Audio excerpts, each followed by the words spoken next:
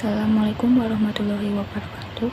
Saya Nadifa Ardinyasari dari kelas Pendidikan Biologi A 2020 dengan NIM 20304241045. Berikut jawaban saya terkait soal UTS mata kuliah Bahasa Indonesia.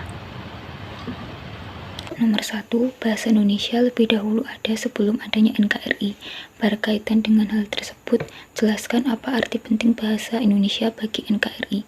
Bahasa Indonesia merupakan bahasa persatuan.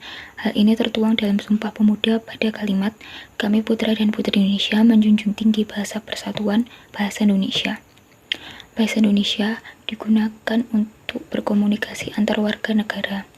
Indonesia terdiri atas 34 provinsi yang mana mempunyai bahasa daerahnya masing-masing.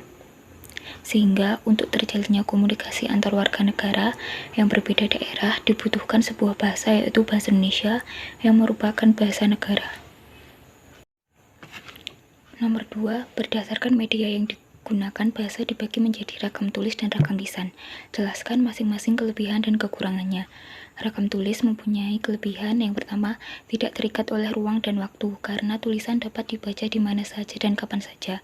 Yang kedua, dapat digunakan untuk memperkaya kosakata pembaca. Sedangkan kekurangannya yaitu, yang pertama, harus memperhatikan pilihan kata atau diksi, ejaan, serta tanda baca.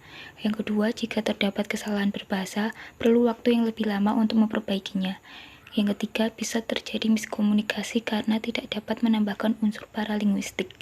Rakam lisan mempunyai kelebihan yang pertama, bisa menambahkan unsur paralinguistik sehingga lebih tersampaikan maksud dan tujuannya.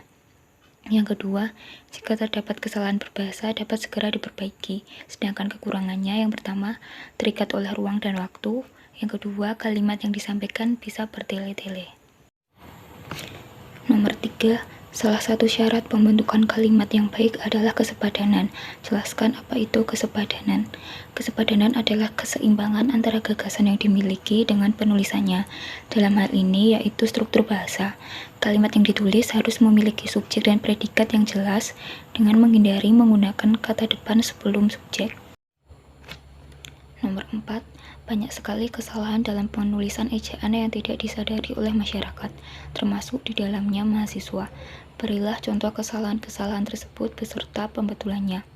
Kesalahan ejaan biasanya terjadi pada kata berikut. Yang pertama, antri, yang tepat adalah antre.